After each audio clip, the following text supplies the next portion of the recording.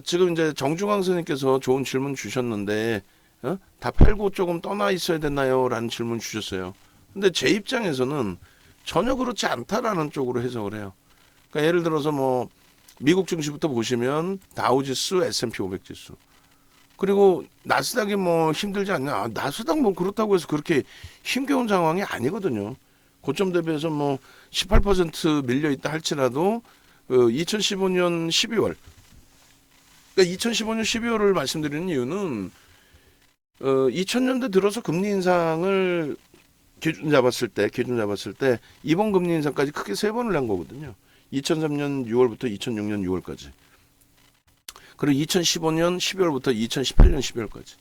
그러고 나서 이제 이번에 금리 급격히 올린. 금리를 올린다는 건 경기가 지표가 살아있기 때문에 올리는 거지. 지표가 안 좋은데 금리를 올린다? 그럼 뭐 다 죽자는 얘기고. 지금이 스태그플레이션이어가지고 경기가 안 좋은데 물가만 치솟는 상황도 아니고. 뭐 남미가 아니잖아요. 중남미. 결론은 지금 주식 자산에 대한 손익에 대한 범위가 되는데 말씀드린 것처럼 시장의 거래 대금이 둔화돼 있어요. 뭐 연휴를 앞두고든 뭐 어떤 이유에서든. 근데 그 둔화돼 있는 거는 좀 과하다라는 표현을 하는 거죠. 그러니까 글로벌 시장의 흐름은 다들 멀쩡한데 프랑스, 독일, 일본까지 사상 최대치 신고가 랠리에 거래를 수반하고의 추세적인 강화. 그렇잖아요. 하다못해 대만도 12.19예요. 그러면 2,900포인트 수준이거든요. 우리나라 지수 환산했을 때. 기술주의 비중이 가장 높다는. 근데 우리나라만 그래. 근데 우리나라만 지금 상대적으로 덜 오르고 시세 부분이 덜 강하고 거기다가 2차 전지 무너지니까 코스닥은 뭐 속단편으로 박살이고. 근데 코스닥이 박살 나더라도 뭐 예를 들어서 2차 전지가 박살을 나더라도 다른 쪽에서 커버해 주면 돼요. 근데 지금 일부러 그 선풍기 안 틀어놓는 거거든요. 예. 최근 들어서 다시 제가 꺼놨습니다. 그래서 그 지금 현재 기준의 기술주들의 기준, 그러니까 꼭 2차 전지가 아니더라도 다른 쪽에서 커버해 주면 돼요. 21년도에 자동차, IT, 그다음에 2차 전지 정점 찍고, 그러니까 LG화학 뭐 정점 찍고 고점에서 조정받을 때, 그렇게 해서 시장이 이때의 기준이죠. 이때 고점 찍고 그들이 조정받을 때 나머지 친구들이 움직여주면서 뭐 요 고점까지는 한 번 더 올라간 거예요. 근데 뭐 시가총액 비중들이 제한적이다 보니까 뭐 전체 추세에서 다시금 이제 미끄러져 내려온 부분인데, 요 등락률의 자체가 매번 말씀드리는 것처럼 뭐 어쩔 수 없어요. 제 입장에서 객관적인 걸 보여드려야 되니까. 객관적인 부분이 이격이라는 게 없었다니까. 이 정도의 이격, 미국하고의 이격, 미국 자체가 유동성을 덧뿌렸죠, 얘네가. 이 정도의 이격이 발생됐고 나머지는 거의 똑같단 말이에요. 거의 똑같이 움직이다가 그 이격이 지금 벌어져 있는 거예요, 지금. 그러니까 결국은 이건 해소한다라고 해석을 해드리는 거고, 뭐 제가 아무리 얘기해봐야 시장이 어려워요, 너무 힘들어요, 뭐 난 그런 거 모르겠고 기업 실적이고 뭐 다 필요 없이 뭐 시장이 뭐 실적대로 갑니까? 수급 논리도 가고 뭐 2차 전지 가고 난 다 모르겠고 2차 전지에 내가 수익을 이렇게 눈으로 봤었는데 그런 변동성 아니면 난 매매를 못 하겠고, 그럼 떠나 계시는 게 옳죠. 재테크 하시려다가 뭐 마음 상하고 몸 상하시고 또 재산 손실 나오고 그러시면 안 된다는 얘기예요. 근데 저한테 문의를 주신다면 제 기준에서는 지금의 기준이 굉장히 유리한 위치다라는 거를 지난해부터도 계속 말씀드렸단 말이에요. 어떤 기준이냐면 지난해 기준에서 이렇게 이 저점 찍으러 내려올 때에도 유독 우리나라가 가장 약했고 상대적으로, 그리고 뭐 미국하고 비교했을 때는 너무 이격이 발생돼 있었는데 과도하다. 과도하다. 그리고 특히 이제 21년도에 뭐 이건 정치적인 논리를 얘기하는 건 아니에요. 근데 이제 새로운 정부 22년도인가요? 새로운 정부 들어서고 나서 지금의 흐름이 다소의 뭐 정정불안이 있는 것인지, 어쨌건 좀 차별화가 돼 있어요. 차별화돼 있는 부분에 방향성은 똑같아요. 방향성은 똑같은데 등락률 기준이 좀 짜증스러운 거죠. 그리고 실질적으로 그렇다면 지금 올해 시장이 붕괴돼 있느냐라고 했을 때 아니에요. 작년 9월 말 10월 저점 대비해서는 15%. 올해 들어서의 기준으로 따지면은 13%, 12%, 13%, 얼마? 13% 저점 대비해서는 그렇게 흘러가고 있단 말이에요. 그 이제 뭐 다들 깜짝 놀랬다라는 표현을 드렸던 내용 중에 하나가 뭐냐면 하이닉스란 말이에요. 그러니까 어디서 기준을 잡을지에 따라서 다 틀려져요. 아, 나는 4월 고점에 잡았어. 그럼 뭐 할 말 없는 거지 뭐. 농담이 아니라. 근데 전체적인 시장에 대해서 앞으로 어떨 것이냐, 앞으로 어떻게 하면 좋겠어요라고 했을 때 그럼 객관적으로 보자는 거예요. 우리가 얼마에 샀던 어느 위치든 다 떠나서. 응? 그러면 지금의 위치에서 예를 들어서 뭐 가장 시장에서 손가락질을 속된 편으로 손가락질을 많이 받는 업종 기준과 업체 기준에서 누가 손가락질을 많이 받아요? 가장. 삼성전자, 하이닉스 손가락질 많이 받지 않나요?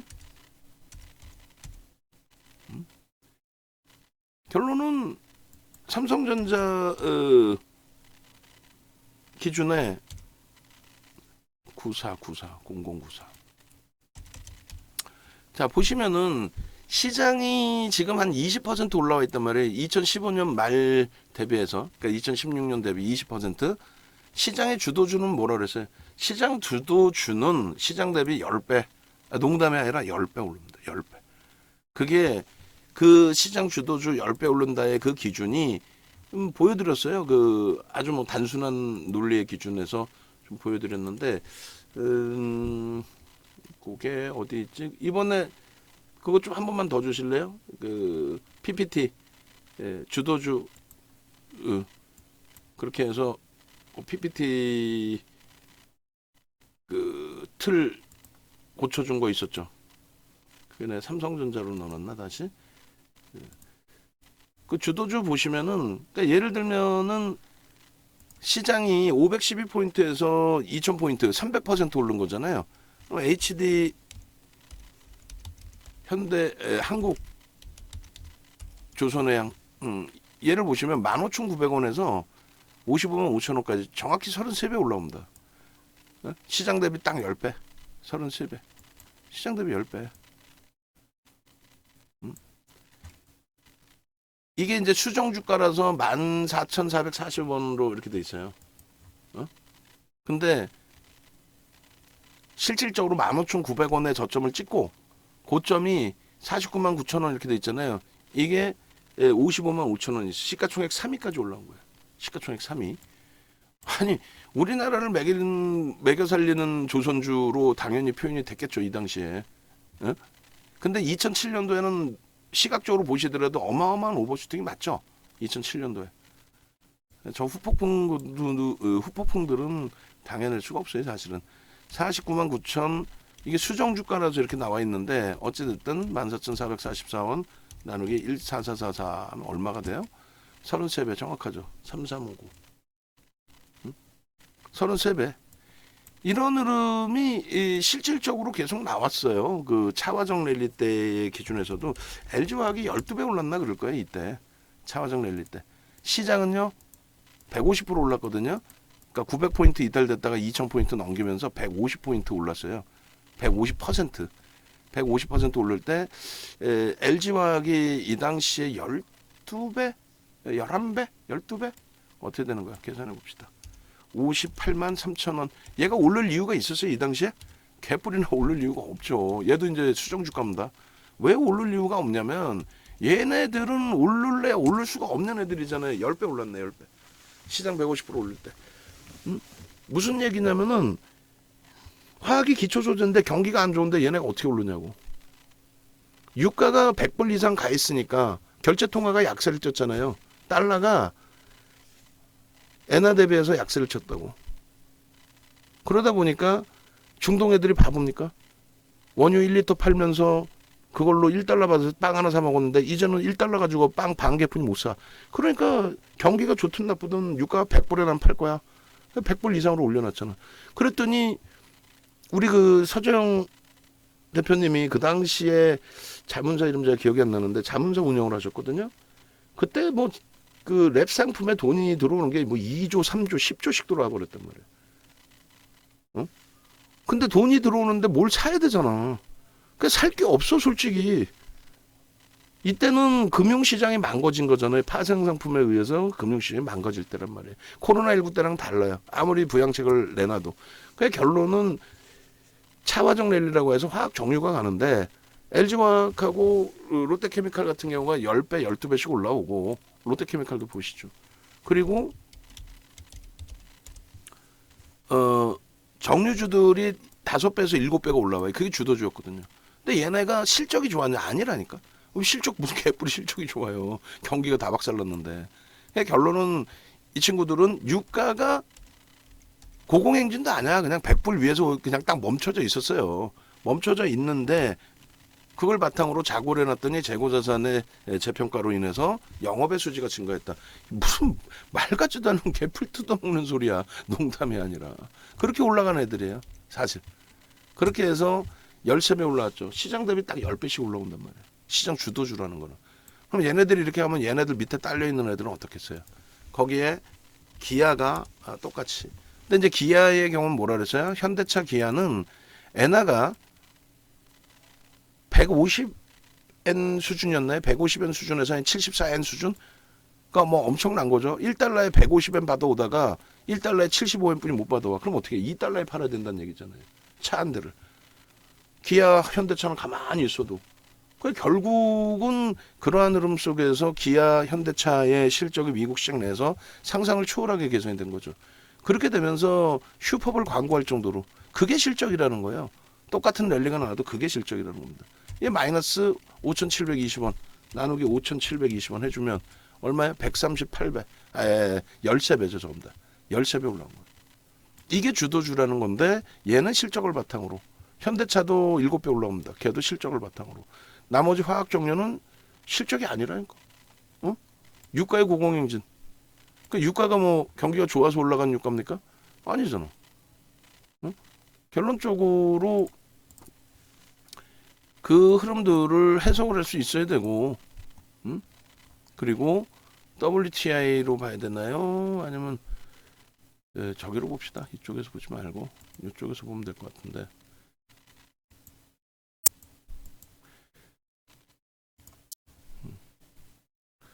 다 나오려나 모르겠어요. 북해산 두바이로 볼까요? 왜냐하면 이게 그 서부 텍사스 중진류에 대한 과거 데이터들이 잘 안 나서 얘도 안 나와버리네. 안 나오네. 최대치가 어디까지 나올까? 여기 나오네요. 그러니까 결론은 잘 보시면 리먼 터지고 나서 급락을 했잖아요. 근데 유가만 올라가. 유가만 올라가서 110불에 딱 있는 거야 그냥. 왜? 달러가 약세니까.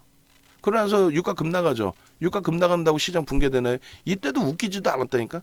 모든 방송에서 유가 급락해갖고 난리 났다고. 저쪽 한경에서도 뭐 그 우리 샤프스타 난리 났다고. 뭘 난리가 나. 정상적인 건데.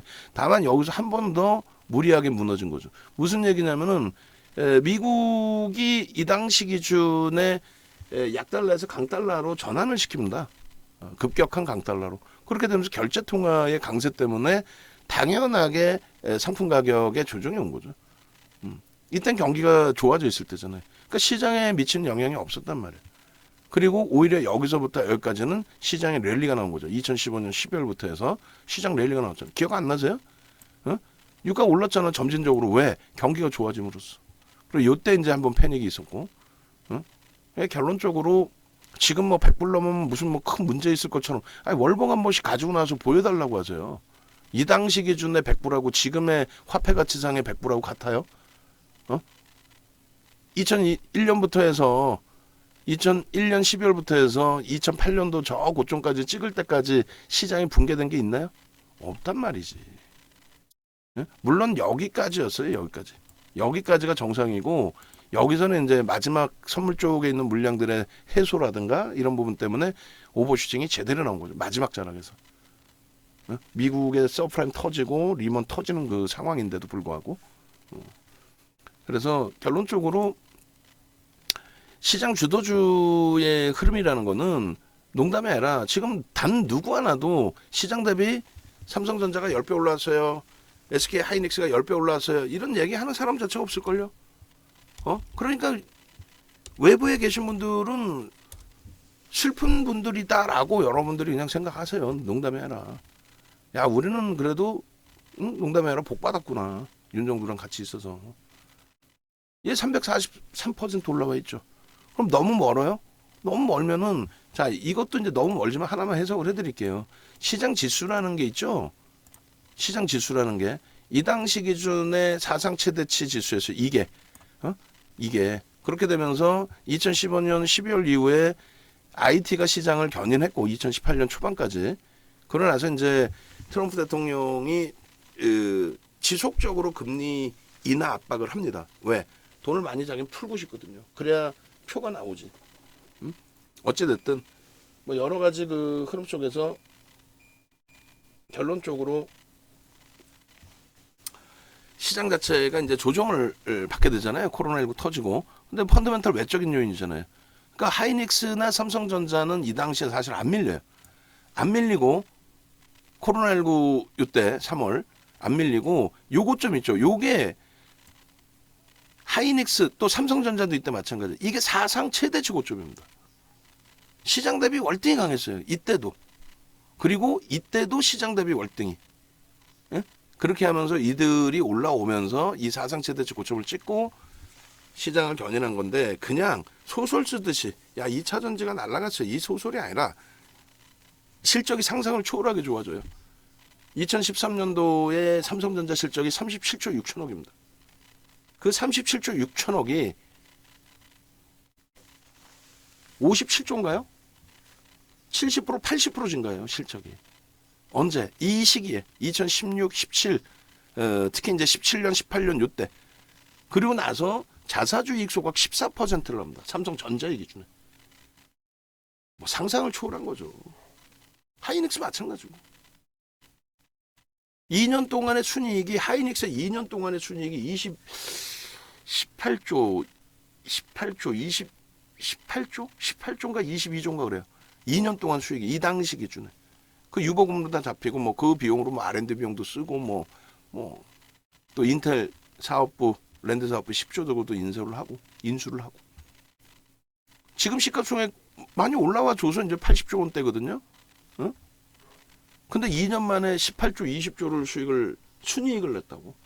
그 정도의 실적이기 때문에 사상 최대치 신고가를 내면서 시장 견인한 거고 시장이 뭐 흔들리든 말든 얘네들은 2020년 1월 달에 삼성전자 하이닉스가 신고가 나온 거고 마찬가지로 그 이후에 흐름에서도 업황이 긍정적인 흐름 기준이었죠. 유동성이 뿜어져 나오고. 그러니까 지금의 기준도 솔직히 고점 대비해서 24% 밀려있다 할지라도 뭐 어느 위치에 샀느냐에 따라 다 다르겠지만 객관적인 범위의 기준은 저게 부정적이에요? 아니라니까. 지금 시장의 흐름이 부정적이냐 그걸 말씀드리는 거예요. 부정적이에요? 하이닉스의 지금 위치의 흐름이 나 13만 원에 샀어요. 12만 원대 샀어요. 그건 문제가 안 된다니까. 지금 물어보시는 거는 다 팔고 쉬어야 되나요의 질문이잖아요. 얘를 다 팔고 지금 쉬어야 될 위치인가요? 펀더멘털적으로도 그렇고 기술적으로도 그렇고. 펀더멘털적인 부분에 삼성전자나 하이닉스의 실적 개선폭은 2차 전지의 그것들과는 달라요. 그걸 폄하하는 게 아니라 우리도 매매했잖아요. 2차 전지 바이오주들 이런 종목군들과는 다르다니까. 2차 전지 바이오 레인보우 로보틱스를 지금 실적이 개선되는데 이렇게 개선된다고 들어가는 거예요? 25년도 실적 순이익 실적 8조 9천억이에요. 그러면 8조 9천억이면 얼마예요? 지금 PR이 10배가 안 나와. 25년 기준 잡으면 이제는 뭐 올해 끝났고 4분기 하나 남았는데 뭐. 삼성전자 내년 영업이익이 올해 8조 8조에서 내년 영업이익이 얼마로 바뀝니까? 35조 36조 예상하죠. 근데 원래 삼성전자의 실적치가 영업이익이 얼마라고 그랬어요? 저도 가물가물한데 57조를 제가 기억을 하거든요. 57조?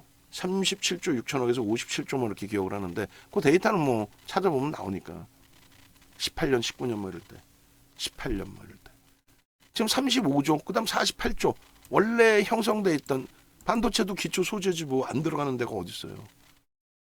그러면은 우리 배터리 선생님 말씀하시는 것처럼 배터리 아저씨 말씀하시는 것처럼 에코프로 볼까요? 이 지주사예요. 지주사. 사업사도 아니고 지주사입니다. 근데 이제 예를 들어서요. 영업이익이 600억짜리인데 영업이익이 올해 7천억 나왔다고 해서 이게 11배 올라가는 게 이게 정상이라고 표현을 하더라고. 그건 아니지. 만약에 영업이익이 얘가 1억이었는데 예를 들어서 1억이었는데 지금 100억이 났어. 그럼 주가가 100배 올라가야 돼? 혹은 삼성전자가 지금 영업이익이 올해 7조, 8조라고 칩시다. 8조인데 내년에 36조 영업이익이 나온다고 해서 그럼 얘가 4배가 올라와야 됩니까? 5배? 4배, 5배 올라와야 돼요? 주가가 시가총액이 1,600억 가야 돼? 그들의 논리는 그거잖아. 그래서 그쪽의 변동률에 힘든 범위들은 그렇다고 치고 변동률을 보고 들어갔던 쪽이니까 반등이 나올 때도 시원하게 나올 수 있고 뭐 상한가는 못 가겠어요? 상한가 못 가겠냐고. 포스코 인터내셔널 7만 원대 상한가 들어가서 96,700원을 찍어낸데 지금 기준에 뭐 상한가는 못 가겠어요? 근데 지금은 이제 최대 거래 찍고 밀려 내려와서 신뢰도가 이제 조금 떨어져 있는 심리 기준에 수급 범위의 기준도 거래 터지질 않잖아요. 수급이 또 들어오는 쪽이 제한 쪽이고. 일단 어찌됐건 결론적으로 삼성전자의 지금의 추이 추세도 가장 중요한 거는 펀더멘탈적인 부분인데 윤정두가 얘기하는 것도 아니고 또 2차 전지 지금 뭐 거품 물고 나오는 4인방 플러스 아류들이 또 한두 명 더 있죠. 아류들이. 그러니까 4인방 배터리 아저씨, 우리 선대인 소장님, 또 이창훈 과장이라고 그러나요? 이창훈 씨, 우리 그 김지훈 대표, 이 네 분 이외에 아류들이 또 있어요. 뭐 레몬 리서치의 뭐 김민수 대표, 또 누가 있지? 한두 명이 또 요즘 나와. 두세 명 더 나오는구나. 저기 이토마토의 이창복이 그 입 완전히 걸레 같은 애. 그런 애들 나와가지고 뭐 2차 전지 무조건 몰빵입니다라는 표현을 하는데 일단 뭐 몰빵이고 뭐고는 여러분들이 이제 판단하시면 되는데 그들의 그 컨센서스에 대한 전망치, 그러니까 실적에 대한 전망치 부분은 어쨌든 애널리스트 내용을 믿으셔야죠. 무슨 뭐 그 4명의 사도천왕 그분들이 본인들이 기관 투자자가 아니면서 어떻게 데이터를 다 볼 수 있어요? 못 봐요. 본인들이 보는 거는 기관 투자자들의 보고서나 객관적인 이제 리튬 가격의 데이터나 이런 거 가지고 나와서 추정치를 얘기하는 건데 애널리스트들이 본사에서, 그러니까 증권사 본사에서 애널리스트들이 리서치팀에서 데이터를 돈을 주고 산단 말이에요. 블룸버그 단말기 같은 경우가 2007년도에 그 단말기를 갖다 쓰는 게 한 4,500만 원 했어요. 제 기억이 맞다면. 그 4,500만 원에 그 단말기를 쓰는 게 거기에 이제 데이터가 나와요. 지금 우리 보면은 뭐 외국인 수급 같은 경우에도 NH 같은 경우 4년치만 갖다 쓰잖아요. 돈을 4년치만 내는 거예요. 삼성은 5년치인가 6년치가 나와요. 그런 식으로. 그 데이터를 보고 그분들이 분석을 하는 거란 말이에요. 근데 그 객관적인 내용을 들어야지 자꾸 왜 그 4명의 얘기가 전부 다인 것처럼 들으면 안 되잖아. 결론적으로 뭐 유진이 부정적인 의견을 냈든 뭐를 했든 이들의 분석 내용도 좀 귀담아 들으셔야 되는 거고, 그리고 이들이 그래서 결론적으로 보고 있는 영업이익 순이익이 우리가 생각하는 것만큼 그 정도로 지금의 주가를 저평가라고 인식할 수 있는 수준은 아니라는 겁니다. 자꾸 외국하고 비교하는 경우도 있는데 왜 외국하고 비교해? 심지어는 예전에 아모레 퍼시픽 같은 경우에 뭐 이런저런 이유를 바탕으로 PER이 80배까지 올라갔죠. 거의 뭐 90배? 그랬더니 이희진 이 녀석이 비상장 업체 얘기하긴 그렇고 비상장 화장품주 얘기하면서 화장품주는 원래 PER이 80배예요. 얘 지금 사면은 10배 수익 납니다. 이런 헛소리, 어린 놈 자식이 그냥 그런 헛소리해서 개인들 다 죽여놓고. 그러니까 객관적인 거 보시자는 거야. 삼성전자 하이닉스 윤정두가 분석하는 거 아니고 현대차 윤정두가 분석하는 게 아니에요. 윤정두가 해석할 뿐이고. 방송에서 자꾸 이제 나오시는 분들이 방금 얘기한 그 4대 천왕 그런 분들부터 해서 뭐 4대 천왕도 타이틀도 붙여주기도 그래. 그분들부터 해서 본인들이 분석해서 갖고 나온 내용이 아닌데 자꾸 자기 거인 양 자기가 그렇게 대단히 많이 하는 것처럼 많이 아실 수는 있죠. 근데 그 데이터는 이제 객관적인 데이터에 본인들이 볼 수 있는 게 한계가 있단 말이에요.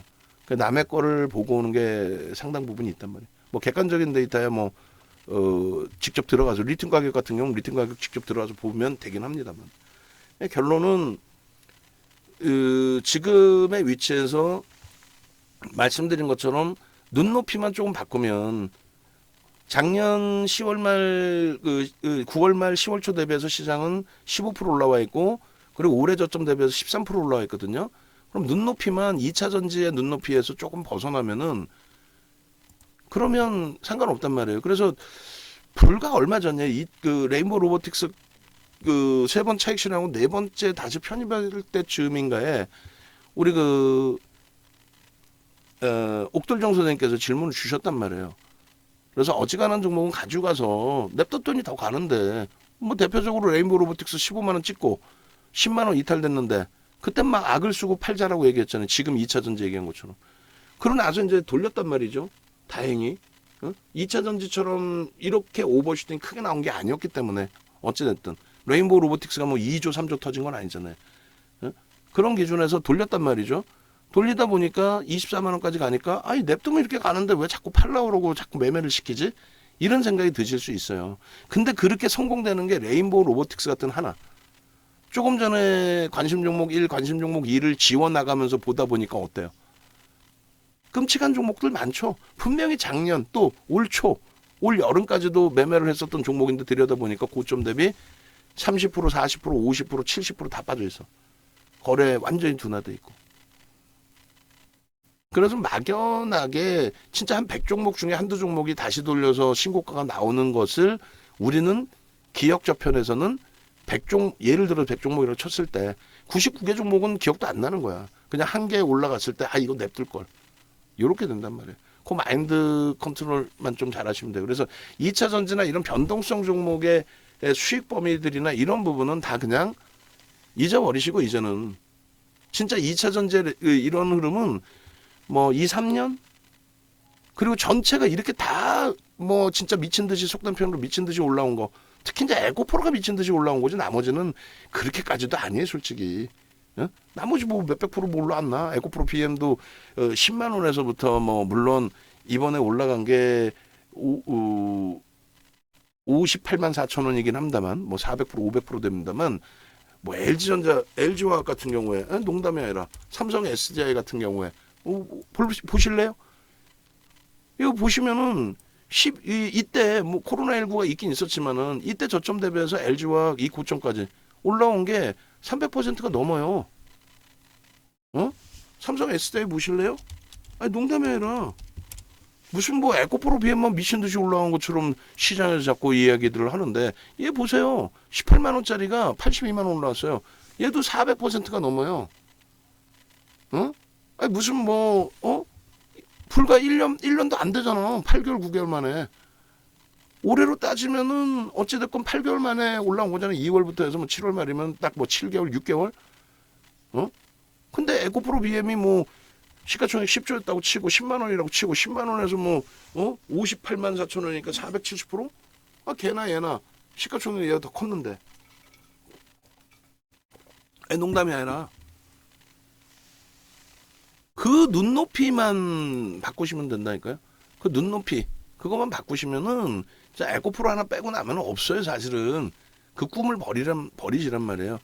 그럼 결론은 지금 보시면 삼성전자가 뭐 먼 옛날 뭐 시장 대비 10배 올랐다 이것도 다 때려치고 그러면 작년 10월 저점 대비해서 32%면 딱 시장 대비 2배 올라와 있습니다. 그걸 원하는 거였잖아요. 우리가. 올해 저점 대비해서 시장 대비 시장이 13% 올라와 있을 때 25%딱 2배 올라와 있잖아요. 우리가 원한 거는 이거잖아요. 근데 지금도 삼성전자를 손가락질 하죠. 시장에서. 2차 전지는 가는데 에코프로 폭등했는데 삼성전자 이 바보 같은 놈은 동학개미 다 죽이네. 7만 원이 또 깨졌네. 그 주식을 안 해보신 분들이거나 삼성전자를 한 주도 안 사신 분들이 그것도 젊은 뭐 분들이 그런 기자 내용을 쓰는 거예요. 말 같지도 않은 거를. 거기에 왜 휘둘리냐고 우리가. 아니 농담이 아니라 이 얘기하면은 다들 이 바닥에 있는 분들 치고도 제대로 아는 사람이 없거든. 다들 진짜요? 이런다니까. 아 진짜 하이닉스가 이렇게 많이 올라와서 이런다니까. 농담이 아니라요. 올해 들어서 하이닉스 70% 올랐다가 고점 대비 밀린 거란 말이에요. 70% 올랐다가. 그죠? 70% 올랐다 그러면 믿지를 않아요. 어? 이런 종목을 예를 들어서 우리가 올해 들어서 하이닉스, 현대차죠. 그럼 올해만 따져봅시다. 작년 뭐 그것도 다 필요 없고. 올해 지난해 말 종가 대비해서 현대차가 26%면 2배 올라온 거예요. 26%. 그 다음에 하이닉스가 올해만 따져볼게요. 올해만 따져서 55%에 333으로 갖고 있었다고 치고. 그러면 26%, 55%면은 지금 현재 기준에 80%예요. 80%인데 LG화학을 3을 갖고 있었다고 쳤을 때 LG화학은 올해 들어서 조정이죠. 지난해 말 종가 대비해서 60만 원이니까 정확하게 20%가 안 되네. 그럼 80%에서 20% 빼면 60% 남잖아. 그럼 올해 계좌 수익률이 20% 나와 있어야 되는 게 정상이에요. 나는요, 단타 쳐서 다 손실 났어요. 2차 전지 그 수백 프로 나는 수익. 레인보우 로보틱스 고생 지금 하고 있지만, 예를 들어 지금 뭐 변동성 종목 하나 남았잖아요. IT까지? 오케이, 모르면 IT까지. 결론적으로 그냥 굵직하게 추세적으로 강력하게 들어갔던 게 2차 전지는 뭐 우리가 비중 50% 이상 꽉꽉 채웠고, 포스코 DX 2차 전지로 보지 않습니다. 개별 매매합니다. 해서 8월 31일 날 56,000원에 다 털었고 3만 원 전후에서부터 들어가서 이수 뺐다 싶으면 뭐 제대로 들어간 거죠. 11,000원에서부터 마지막 매도가 걔도 36,000원. 마지막 들어간 건 또 손실이 있잖아요. 그러니까 그거를 수익과 손실 부분을 그냥 똔똔이라고 치더라도, 그리고 주력주 위주에 지금도 주력주 위주에 70% 80%를 채워 놓자라고 했잖아요. 나는 하필이면 4월의 고점에 다 묶여져 있어요. 그럼 4월의 고점도 아니야. 하이닉스는 5월부터 폭등이 나왔으니까 9만 원부터.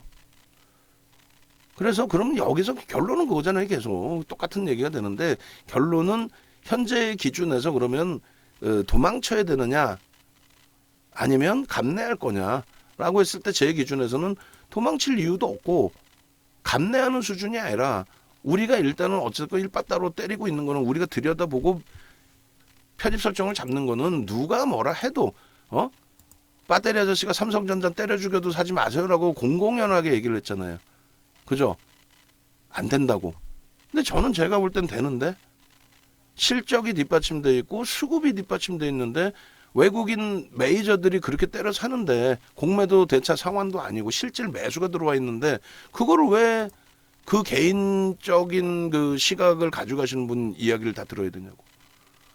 굉장히 오랜 기간 동안에 현대차도 수급이 꼬여져 있었죠. 사실상 순매수 개인들의 수급 기준에. 올해 들어서 우리나라에서 외국인이 가장 많이 매집한 종목 손가락 안에 들어오죠. 3위 안에 들어올걸요? 삼성전자, 하이닉스 얘 아닌가요? 현대차가 지금 950만 주. 그러니까 한 5% 가까이 매집이 돼 있어요. 5% 가까이. 현대차가 올해 5%. 농담이 아니라. 응? 올해 들어서만 차이가 있단 말이에요. 에코프로나 이런 종목을 우리가 매매를 했지만 이 친구들하고의 차이가 있단 말이에요. 외국인 지분이나 대주 지분이나 기관 지분이나 유통 물량에 대한, 그러니까 메이저가 인정을 해야 될 거 아니야. 서로가 인정을 해야죠. 아무리 뭐 성장성이 뛰어나야 해봐야 그들의 논리인 거고. 자, 그래서 얘기가 길어졌는데 결론은 지금부터 해서는 눈높이를 많이 바꾸세요. 그렇게 해서 이제 2,500포인트, 지금 2,500 깨져 있잖아요. 2,464잖아요.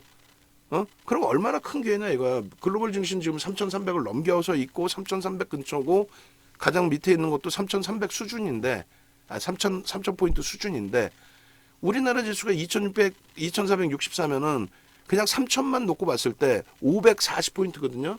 그 540포인트, 야, 이거 올라올 수 있겠어? 540포인트? 시장 지수 20% 조금 더 움직이면 돼요. 20%? 야, 그게 우습니? 사실은 우스워요. 시장 지수 20%라는 자체가 코로나19 비이성적인 바닥 찍고 돌리는 흐름이 아니다 할지라도 정확하게 그냥 여기서만 이렇게 놓고 보셔도 2200에서 3300까지 50% 갑니다. 50%. 보수적으로 잡아서 40%? 기간도 멀리 보지 마요. 그러면 어떻게 보시냐면은 그냥 4개월 동안인 거예요. 3개월에 3개월. 사실은 2020년 11월부터 2021년 1월까지. 요때까지 시장의 지수 2200에서 3200 갑니다. 1000포인트가 올라요. 40% 이상이 올라와요. 누구에 의해서 움직입니까 이게? 별거 없어요. 삼성전자 75%, 하이닉스 75%, 현대차 75%, LG화학 2차전지 75%. 그냥 그렇게 해서 올라온 게 시장 40%. 두 달 보름 동안에. 두 달 보름이 뭐야? 뭐, 응?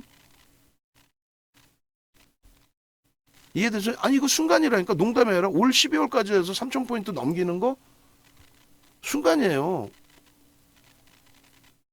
2차 전지 변동률이 중요한 게 아니라 아니, 삼성전자가 실적이 나와주고 있고 하이닉스가 나와주고 있는데 뭐 대만발 뭐 악재 영향 아니, 보고서 자체 지금 컨센서스 하향이 형성되어 있는 건 아니지.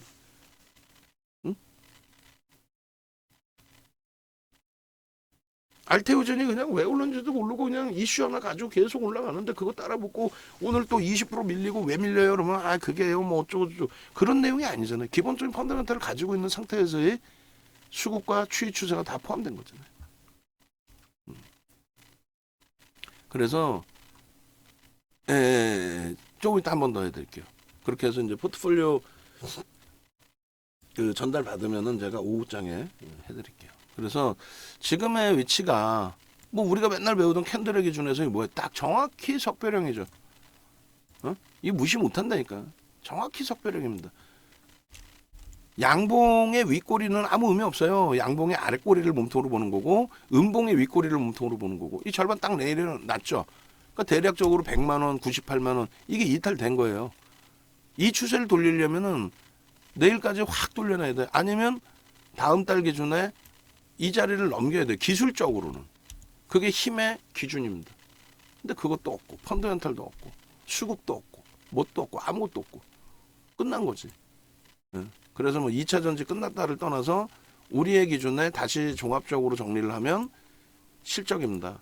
실적표 어제 뭐 바꿔 놓으셨는지 모르겠는데 일단은 객관적으로 가슴에 손 얹고 이제 차분차분 보셔야 돼요. 이 실적이라는 거는 언제든지 바뀝니다.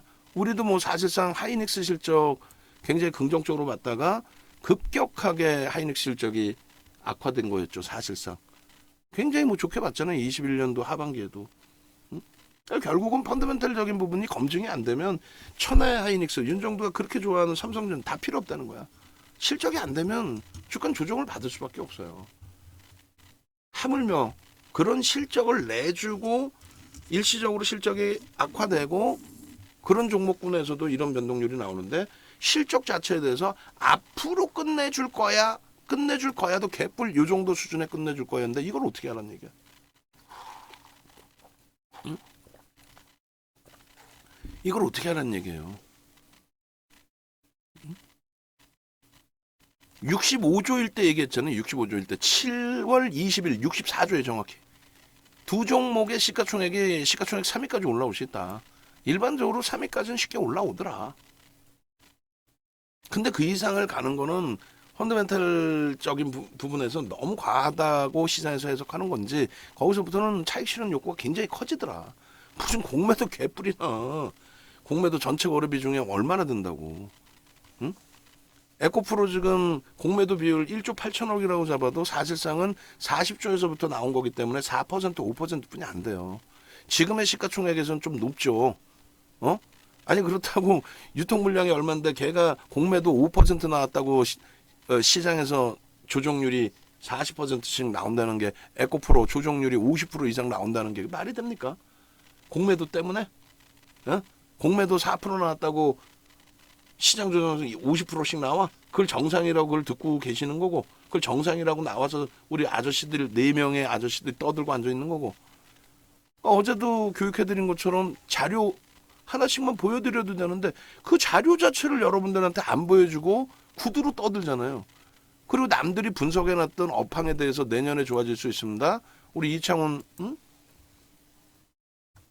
하이투자증권인가요? 지점에 계신 이창훈 씨도 무슨 25년도에 미국 시장의 장악력이 엄청 높고 내년에 트럼프가 다시 돼버리면 말짱 노루묵이지 뭔 소리야. 25년도에 시장 장악하면 그때 보면 되지 왜 지금부터 붙들고 있냐고. 오버슈팅 나왔으면 차익 실현하는 게 아니에요? 바이오주들 왜 평생 갖고 갈 거야? 한 종목만? 주력으로서 몰빵을 하자고? 그건 아닌 것 같은데. 그럼 지금의 기준에서 볼 수 있는 거는 뭐다? 말씀드린 것처럼 실적이 뒷받침되고 매집이 뒷받침되고, 그다음에 결론은 시황 부분 설명 끝났고요. 그죠? 시황 끝났잖아. 시황 설명 끝났잖아요. 그죠? 그래, 시황 부분에 있어서 매우 좋은 위치다. 우리 입장에서는 2차 전지 갖고 있어서 계좌가 반토막 나 있거나 그러지는 않으니까. 우리 종목도 뭐 레인보우 로보틱스 같은 경우는 마지막 편입 그 단가 대비 손실이 크고, 또 뭐 나머지 또 아름아름 가지고 계신 스윙 종목 이런 쪽에 손실이 있다 할지라도 향후에는 그럼 비중만 좀 제대로 잘 조정하면 되겠다. 그 기준. 그리고 주력주 위주에서 보자.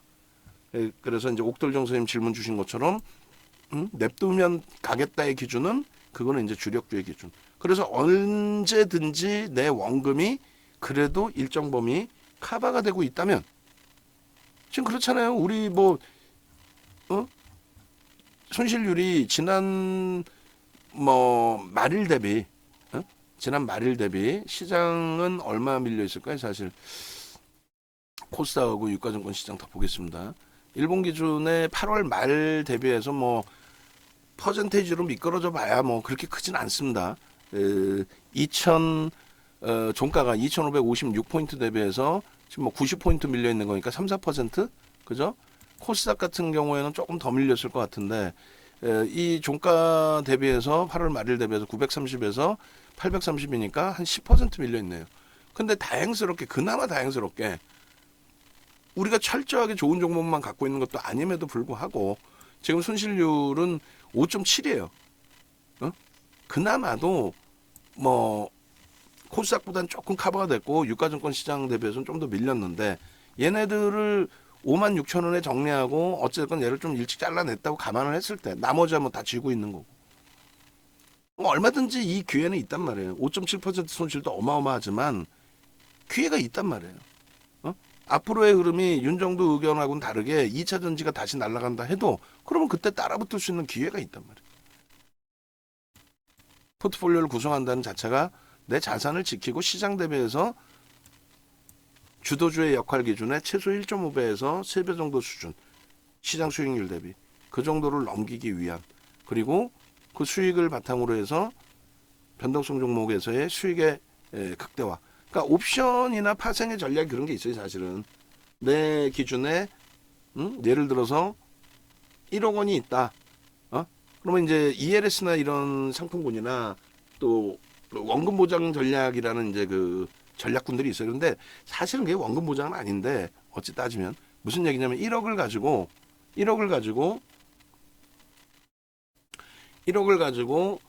예를 들어서 9,700만 원을 3년을 예를 들어서 9천만 원을 3년을 뭐라 그러죠?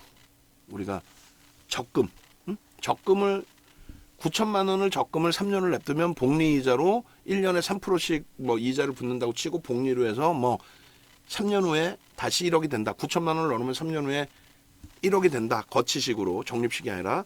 그렇게 됐을 때 그러면 내가 1억이 있다면 운영하는 쪽에서 1억 자산에 원금 보장형이라는 상품이 있단 말이에요. 그러면 3년 후에 1억을 돌려주는 거야. 이자를 안 줬기 때문에 원금 보장은 아닌데도 하여간에 내 원금은 지켰다는 기준이 되죠. 그럼 그 1,000만 원 갖고 뭐 하느냐? 이 1,000만 원 가지고 파생 매매를 한단 말이에요.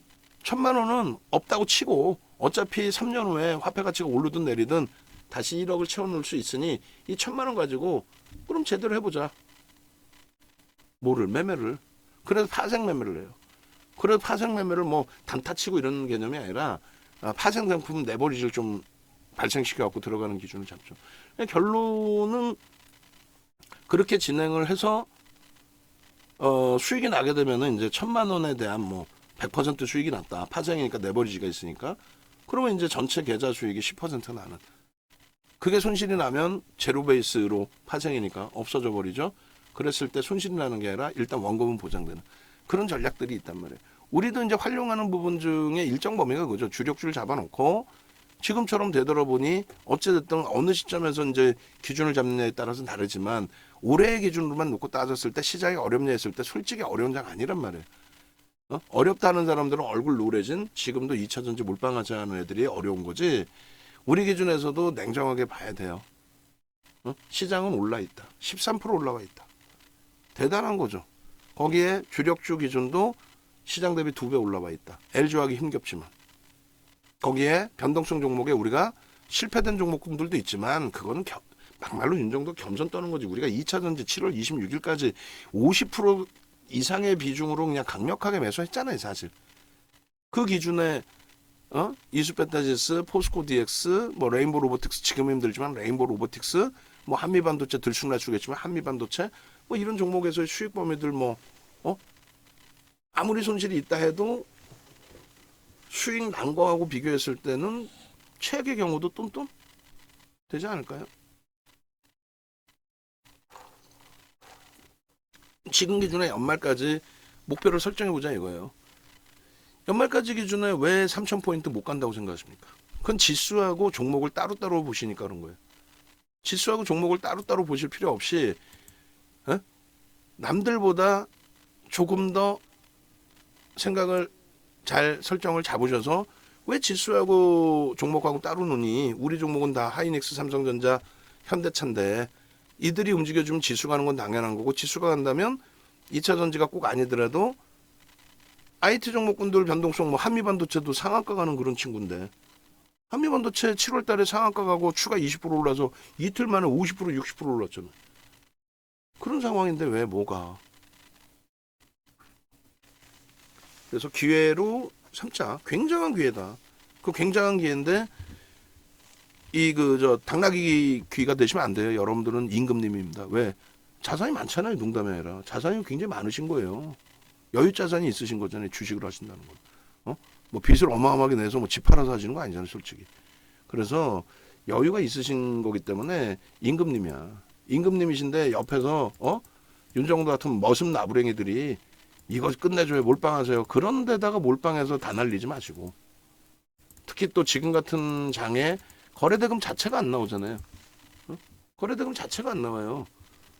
그 지금 뭐 오늘 하루 종일 불기둥 AI에 진입 탈퇴 이렇게 냅두는데도 거래대금 자체가 완전히 급감을 하니까 어느 정도 급감해요. 올해 거래대금 기억나세요? 올해 거래대금 최악일 때가 올해 거래대금 최악일 때가 얼마였어요? 5조였어요. 유가증권 시장이.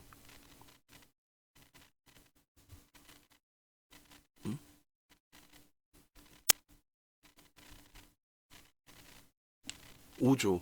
코스닥은 5조 미만. 지금 어제 거래대금이 7조 8조인가 그래요.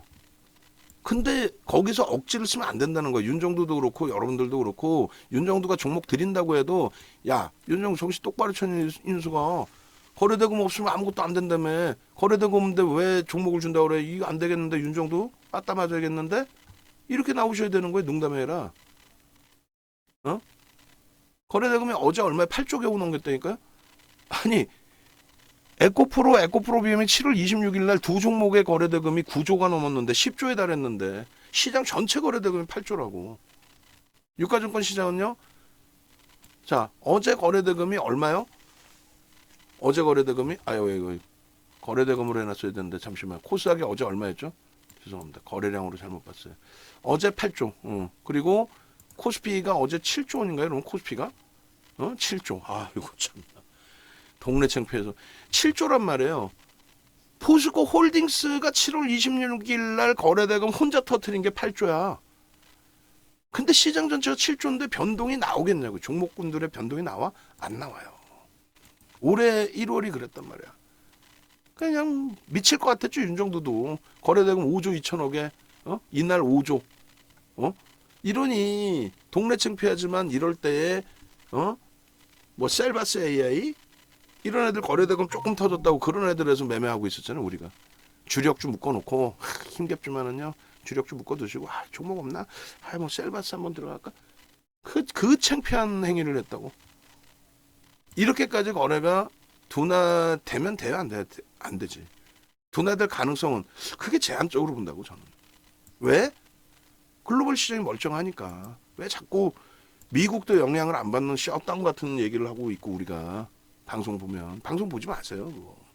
아니, 미국도 영향을 안 받는 셧다운 얘기를 왜 우리끼리 하고 앉아 있냐고. 셧다운 2021년도에 그 신용등급 강등이 한 번 된 적이 있었죠. 응? 미국이 60년 만인가요? 그래야 뭐 난리가 난 적이 한 번 있었는데 어찌됐든 결론적으로 지금 기준에서 이제 거래대금이 없으니까 그거만 조금 염두에 두시고, 거래대금이 없는데 포스코 DX를 상한가 수준까지 올라가는 이런 애를 1,000만 주, 2,000만 주, 3,000만 주 가까이 터진 애를 2,400만 주 터졌었죠. 그러니까 1조 4천억 원대까지 터졌던 애를 100만 주, 200만 주 터지고 있는데 뭐 가격 반발력 나오는 건 좋습니다만 변동률을 예전처럼 20% 30% 본다. 그거는 불가능하죠. 레인보우 로보틱스도 이번에 상한가 갈 때 거래대금이 1조였나요? 600만 주니까 한 1조 가까이 됐네요. 그죠? 그 다음날 8천만 주, 800만 터지고 1조를 넘기고. 그러니까 저렇게 거래대금이 나와야 되는데 지금 이럴 때 8천억씩 터진 거 아니에요. 9천억 뭐 이렇게. 근데 지금은요. 거래대금이 없어요 사실. 응? 없기 때문에 잘라내고 거래 터지면 그때 들어가도 되는 거예요 사실은. 근데 우리 기준의 변동성 종목이 이제 거의 뭐 제한적으로 형성돼 있으니 요 종목만큼은 마지막 물량 잘라내지 못했던 범위 정확하게 요자락이라고 그랬죠. 우리가 요날 딱 잘라서 해야 되는 건데 사실상 맞잖아요. 요날 요날은 좀 기다렸다고 치더라도 거래가 지금 없었잖아 사실. 거래가 없이면 어졌죠. 그나마 수급이 일부 들어와서 위안을 잡고 아니 뭐 수급 조금 들어와 있으니까 세 번 차익 실현했고 뭐 봅시다. 에이 뭐 저점 깨면 뭐 손절을 하고요. 근데 그 다음날 이렇게 돌려주니까 아 다행스럽다. 저점을 잘 잡았구나. 근데 거래가 좀 없네. 조심해야겠네 여전히. 수급은 들어왔는데 아 이거 좀 불안한데. 근데 음봉이 9% 때린 거예요 이게. 캔들 크게 작아 보이지만 9%. 여기서 맞은 이후부터는 솔직히 저도 여기 손절을 잡지 않고 그럼 마지막 물량이니까 얘는 보존하고 갑시다. 최악의 경우 뭐 더 밑에서 손절을 한다 할지라도 기술적 반발력 놓고 봅시다. 지금도 마찬가지예요. 뭐 두부찬 로보틱스가 10월 5일날 거래가 재개된다고 해서 그때부터 날아갈지 그건 저도 몰라요. 보도자료 하나 나오면 뜬다? 그것도 몰라요. 왜? 포스코 인터내셔널 자회사 수주 공시가 나왔는데도 불구하고 예전 같으면 7월 같으면 상한가 갈 흐름에 못 가잖아요. 7, 8% 올리다가 확 밀렸죠 또. 다만 이제 전체 시장에서 거래대금이 그나마도 좀 20위 안에 유지돼 있으니 조심스럽더라도 조금 들여다보고 시장 지수도 고점 대비 8월 말 대비해서 10% 밀려 있는데 그 흐름에 가격 반발력이 나온다고 가정했을 때 그러면 그때 고민을 해봅시다. 단순하게 지금의 포스코 DX처럼 거래가 제한적인 상태에서 올라가다 꼬리 달리면 정리합시다. 얘도 마찬가지. 시장 전체적으로 돌릴 때 기준에서. 나머지 이제 있는 종목은. 가급적이면 종목을 확대하지 않고 거래대금이 전체 시장에 터질 때 그때 좀 보고 그다음 주력주에서 오늘 너무 무너져 있죠. 하이닉스, L전자가 너무 무너져 있는데 제한적 거래에 이제 무너져 있는데 어쨌든 저가 메리스로 지금 현재 기준에 들어가는 게 아니라 1%라도 돌리면 그때 기준에서 들여다보겠다. 이렇게 말씀드립니다. 자, 그렇게 하시고 그 다음에 케빈 선생님께서 안타깝게 이번 강연회에는 항상 오셨었는데 이번 강연회는 참여가 좀 어려우시다고. 그래서 그 강연회 기준에서 명단에서 케빈 선생님은 그러면은 빼드려야겠죠. 그렇게 하시고 그 다음에 외부 인원이 한 분 어제 또 신청을 해주셨는데 매번 이제 오시는 분이세요. 유료 가입은 안 하셨는데 항상 유료 강연에 무료 강연 항상 오세요. 한 번도 안 빼고. 그래서 뭐 하여간에 강연에 참여들 하시고 요번 기준에서는 이제 4분기 10월 14일 기준에 4분기 우리 주력주 뭐 이번 달 말에 오픈을 하겠습니다만 주력주 오픈 그다음에 포트폴리오 구성 이제 재차 좀 하셔가지고 대처하실 분들의 기준 그리고 또 좋은 기회라고 그랬어요. 좋은 기회이기 때문에 포트폴리오 좀 정리해서 주력주 위주에서 또 추가적으로 이제 변동성 기준의 기준에서 거래가 터지고 움직임이 나온다면 그때 또 기준 잡아서 수익 좀 극대화해야 되겠죠. 어떤 업종이 움직일 거냐에 대해서는 자동차와 이제 IT 보고 있고, IT 쪽의 기준에서 흐름이 나오게 되면 이쪽에 이제 묶어놓은 종목군들의 변동률도 얘네도 만만치 않잖아요. 거래 대금이 터지면서 흘러가느냐, 그 정도에서 옥석 가리기 하면 될 것 같아요. 그렇게 해서 합류하시는 걸 권해드립니다. 영상 올려드릴게요. 지금 뭐 7월 말 이후에 또 8월 말 이후에 또 9월 중순 이후에 상당히 뭐 어수선한 분위기에 놓여져 있었고, 또 침울한 분위기에도 놓여져 있었는데 굳이 그렇게 어려워하실 필요는 없다. 자신감 갖고 시장 대처하자, 이렇게 말씀드립니다.